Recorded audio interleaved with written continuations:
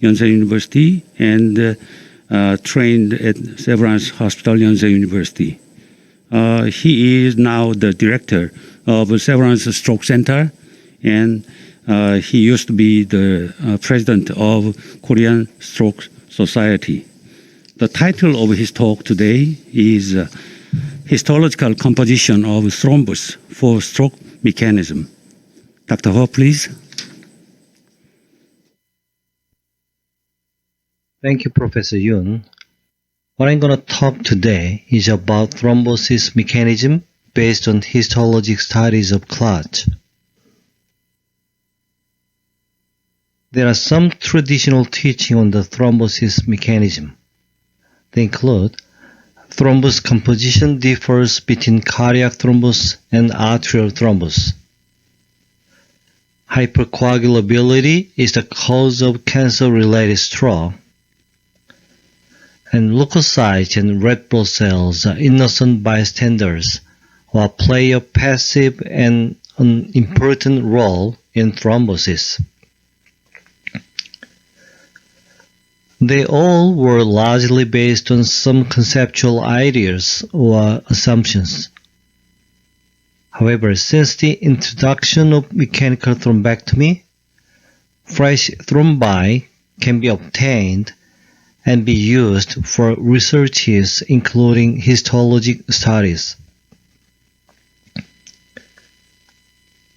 Recent studies have shown that there are large gaps between traditional teaching and histologic findings. I'd like to talk about these issues and speculate some emerging theories on the thrombosis mechanism.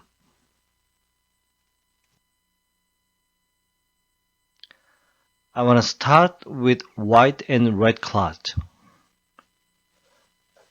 Traditional teaching was that the thrombus in patients with atherosclerosis is white and that in cardioembolism is red. Traditional theory on arterial thrombosis starts from endothelial dysfunction or plaque rupture. It causes platelet adhesion to endothelium and platelets are activated. Release of tissue factor from endothelium or ruptured plaques causes fibrin formation and further activates platelets. As a result, white clots, which are platelet and fibrin rich, are formed. In venous thrombosis, endothelial dysfunction, slow flow, and hypercoagulability are known to cause red thrombus formation. Thrombosis mechanism in patients with atrial fibrillation is thought to be similar to that in venous thrombosis, which includes endothelial or endocardial dysfunction, slow flow and stasis, and abnormal blood constituent.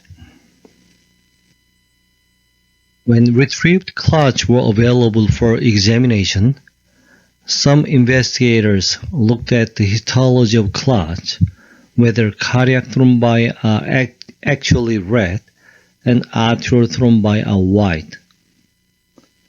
But they failed to confirm the traditional idea on that. Some groups found RBC dominancy in cardiac thrombi, but others found RBC dominancy in arterial thrombi. These studies suggest that the proportion of red blood cells is not so different between cardiac thrombi and arterial thrombi. There were also some studies that tried to correlate clot imaging and thrombus histology. In a meta-analysis, hyperdense artery sign on CT scan and susceptibility vessel sign on MR were associated with RBC-rich thrombus. However, there was no association between clot imaging characteristics and stroke etiology. Although there is no great difference in composition of clot between patients with cardioembolism and those with large arterial atherosclerosis, the distribution pattern of platelets is often different between them. In LAA, platelet aggregates are seen at the peripheral edge of clot. However, in CE, platelets are seen as scattered aggregates or layers.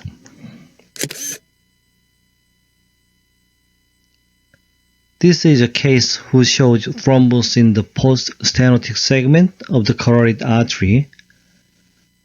What was missing on the traditional teaching on thrombosis mechanism in large arterial atherosclerosis is the fact that the stagnant flow in the post-stenotic segment may also contribute to arterial thrombosis.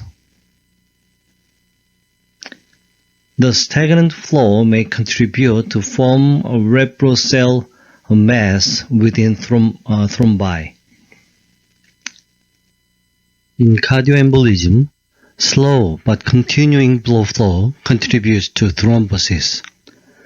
This flow pattern may cause the linearly layered features of platelet aggregate, which looks like hyena.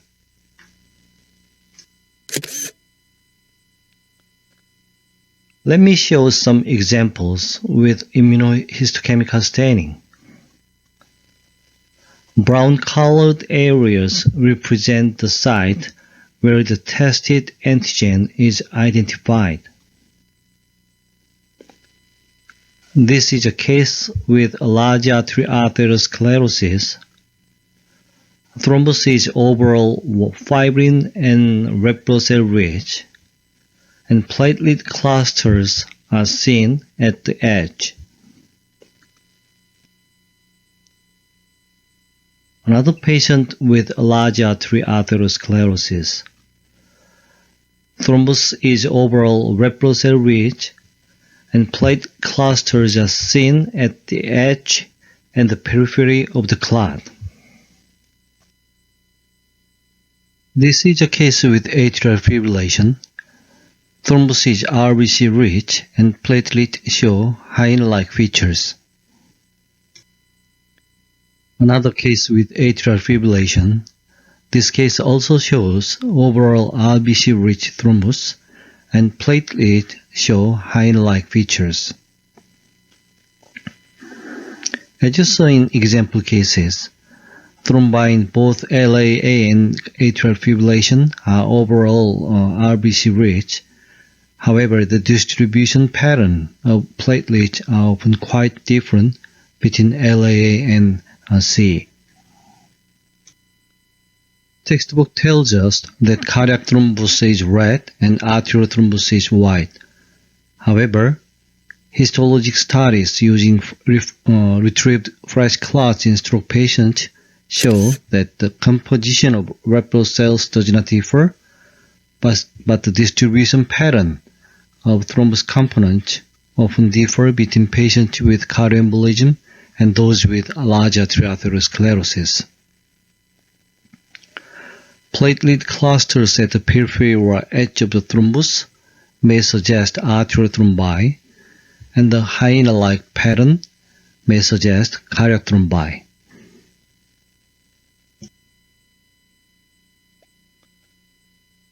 I'm going to move on to the cancer-related stroke.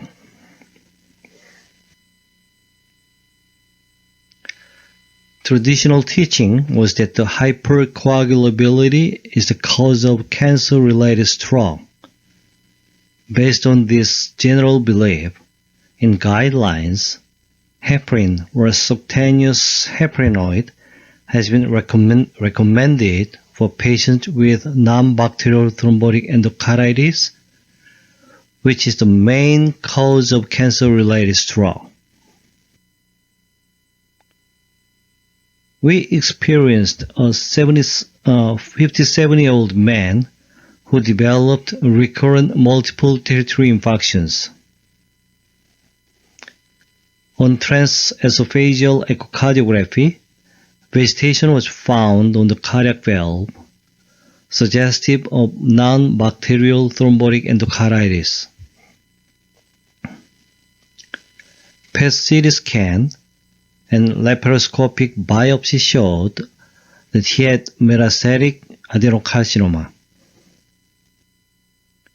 He developed recurrent cerebral infarctions despite of anticoagulation treatment. When he developed the third stroke and had middle cerebral artery occlusion, mechanical thrombectomy was performed. As you see, several pieces of white clot were retrieved. We did immunohistochemistry, and the clots were platelet-rich and RBC poor.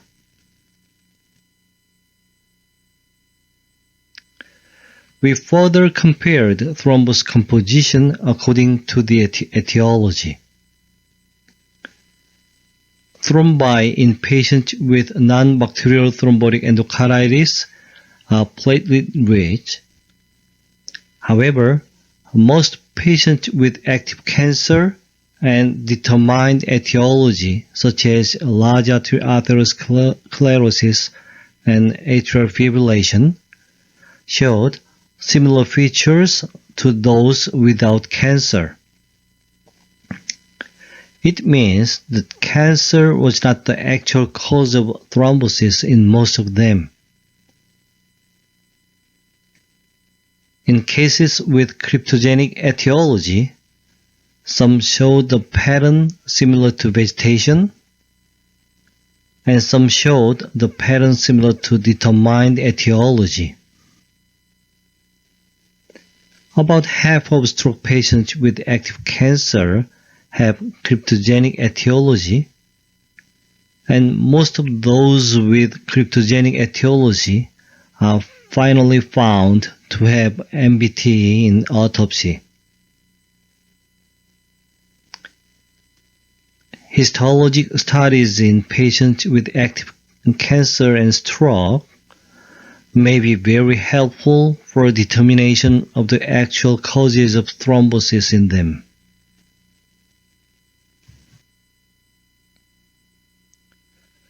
Regarding clinical outcomes, patients with non-bacterial thrombotic endocarditis have very high risks of recurrent stroke and mortality. During 6 months of follow-up, 90% of patients with non-bacterial thrombotic endocarditis were died or had recurrent stroke, and 50% of patients had recurrent stroke. And all patients with non-bacterial thrombotic endocarditis had metastasis. These findings indicate the close pathophysiologic relationship between metastasis and development of non-bacterial thrombotic endocarditis.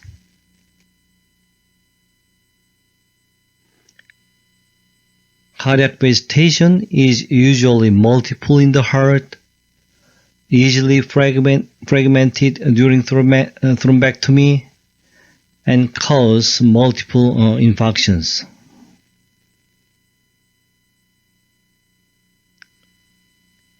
This is a 73-year-old woman with advanced gastric cancer and liver metastasis.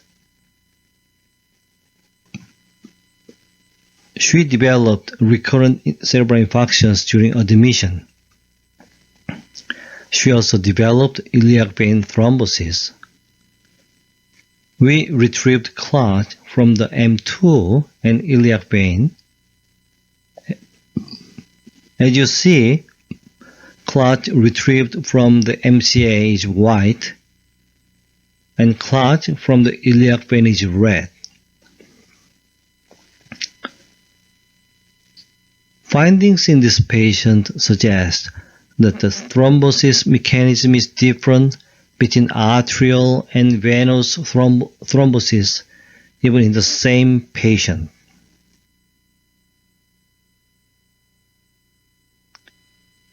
Then why are thrombine non-bacterial thrombotic endocarditis platelet rich? Tumor cells activate platelets. Platelet and tumor cells form so-called tumor cell platelet aggregate. Platelets protect tumor cells from NK cells in shear stress. Thereby, platelets facilitate tumor growth, invasion, and metastasis. Tumor cell platelet aggregates that survived in the blood may somehow arrest on the endothelium of cardiac valve. By the way, cardiac valve is the site where the blood flow is very fast. High flow may activate von Willebrand factor, which facilitate platelet adhesion and aggregation. This may cause platelet-rich thrombus formation on the cardiac valve.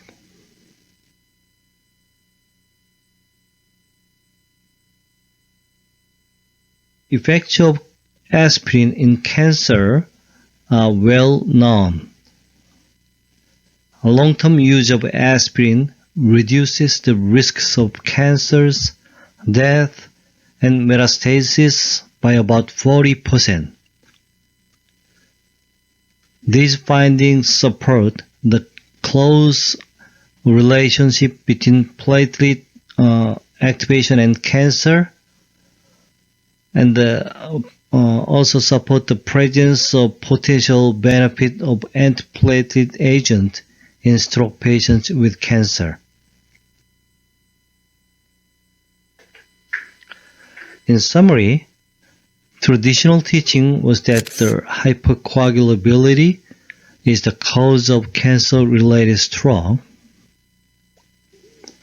However, recent studies suggest that platelet-mediated mechanisms play a key role in non-bacterial thrombotic endocarditis.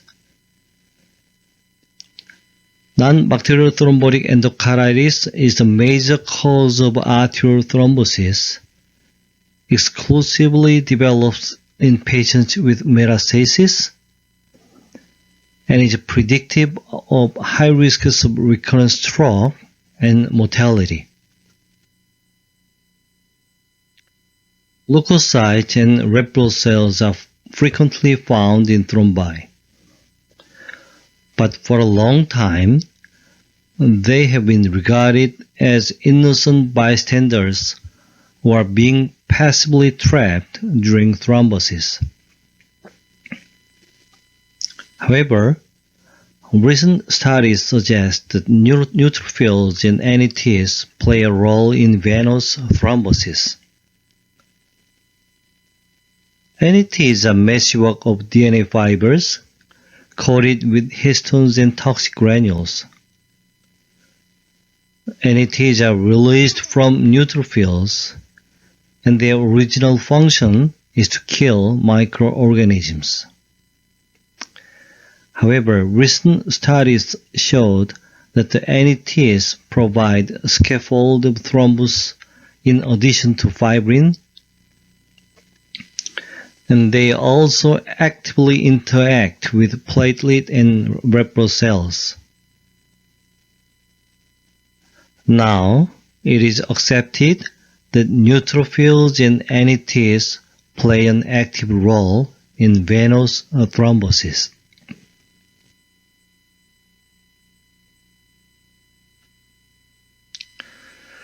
Although the role of neutrophils in arterial thrombosis is less well known, when he looked at clots retrieved in intracranial artery, Many neutrophils and NETs are seen, and they are co-localized.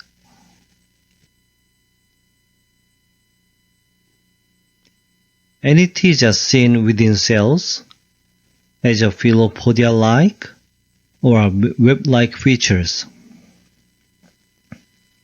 I think that they represent a kind of NET activity. The NET activity was correlated with the number of neutrophils in clots of stroke patients, which confirms the close relationship between neutrophils and NETs. Our findings also suggest that many neutrophils may be necessary to form web. In addition to neutrophils, many monocytes are occasionally seen in human thrombus, and lymphocytes are also found in thrombi. And the thrombus formation was negatively correlated with leukocyte counts in the peripheral blood. These findings suggest that leukopenia resulted in attenuation of thrombus formation, and leukocytes play a role in early stage of arterial thrombosis.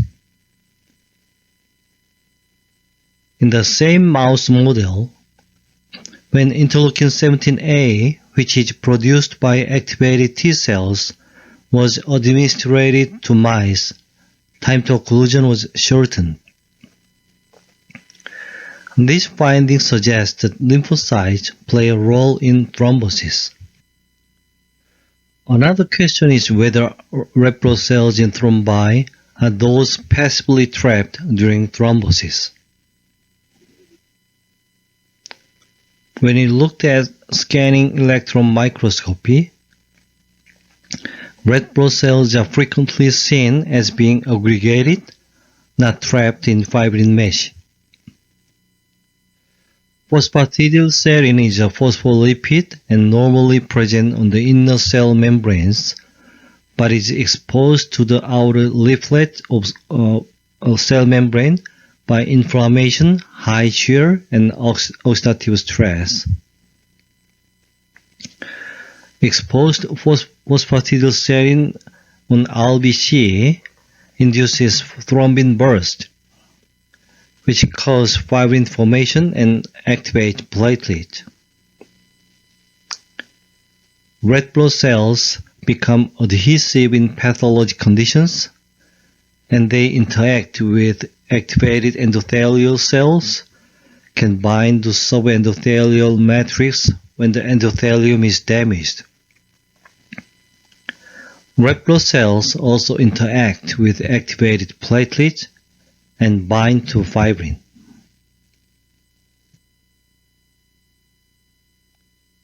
In addition, polyhydrocytes are formed as a result of clot contraction.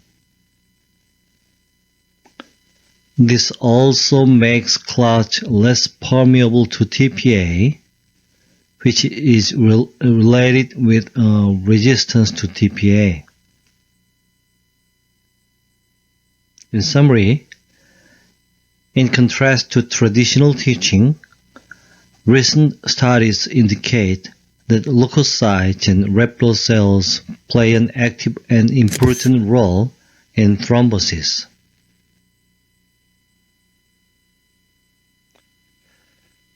I'd like to conclude my talk with some key messages.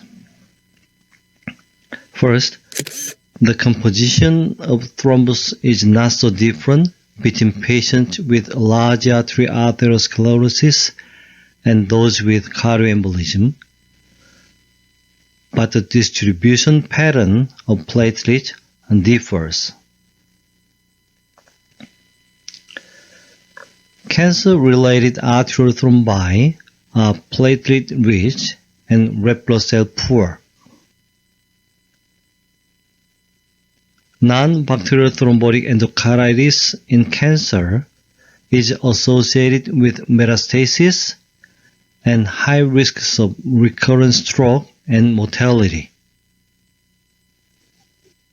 And finally, leukocytes and red blood cells are not passive bystanders, but play an active and important role in thrombosis.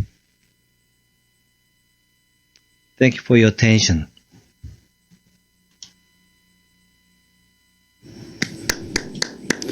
Thank you for your excellent lecture proposing new concept, Professor. Now